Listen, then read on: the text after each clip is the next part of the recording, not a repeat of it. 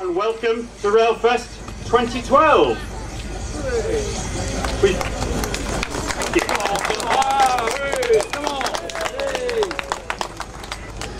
You won't be smiling when the rain arrives in about half an hour's time, so make the most of it.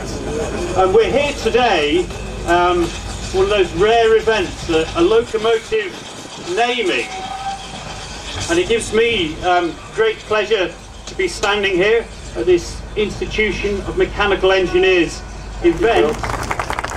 Let's just wait for the class 37 to roll past. And interestingly, actually, Phil mentioning about growing up in Northumberland, I too grew up in Northumberland in a place called Alnwick, but my formative years were spent here in York, so it's a very fond memory to come back here.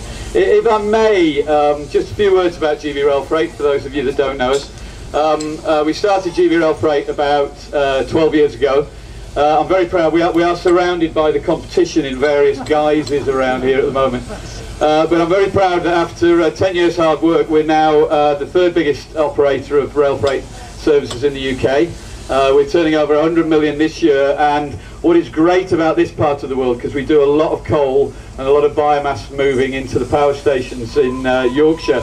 And so the other day when I travelled from Drax to Port of Tyne, one of our services, between Drax and Newcastle, we passed 6 freight trains, and they were all blue on the front. So as my sons say, blue is best, green is gross, and red is rubbish. But that's only my personal opinion. It is me to suggest that we could name one of our locomotives after the Institution of Mechanical Engineers. Nothing gave me more pleasure than to choose an electric locomotive, because of those of you that are mechanical engineers, you will know well that all electricity is the bits that join up the mechanical parts, because the mechanical parts were here first and drive our railways on forever.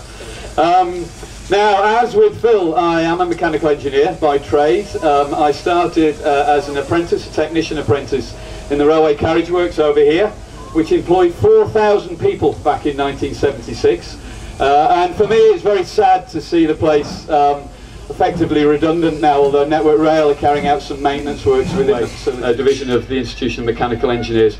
What I would encourage any of you young kids, any of you people out there who are engineers, the key things for engineers is we've got logical brains. We do things one at a time, we can count, and we can also account.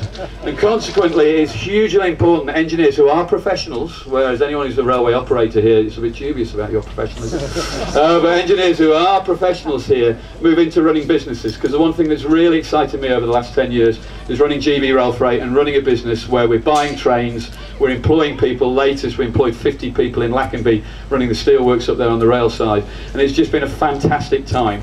So what we need is more engineers getting involved with the running of businesses, and particularly railway businesses in this country.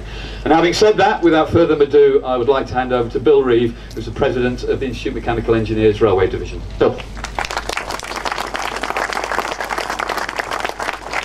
Thank you very much, John. And before I go on, I should just echo what John said to any of the young potential engineers in the audience here. If you have any interest in railways and you have any sort of logical and practical application, I can only recommend to you a career as a railway engineer. It is never less than fascinating, always rewarding, and if you're really good, you get to do things like this as well. So there we go. Just to complete the Northeastern Railway Engineering set.